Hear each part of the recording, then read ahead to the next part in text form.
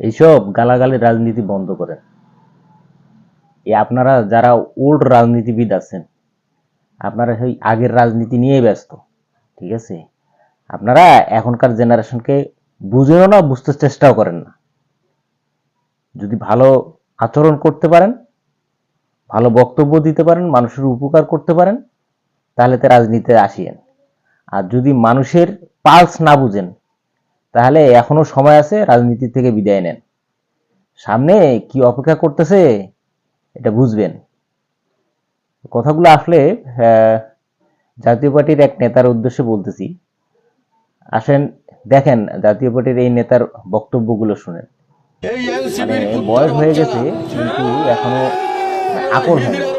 তারা মনে করছে যে তারা যে রাজনীতি করছে এই রাজনীতি করে এখনো মাঠে টিকে থাকে। ওটা ওই দিন ভুলে যান। এইসব আজে বাজে বক্তব্য না দিয়ে, ঠিক আছে, মানে শুধরে যান, ভালো বক্তব্য দেন, মানুষকে ভালোবাসেন, দেখবেন মানুষ আপনাদেরকে আপন করে নিবে।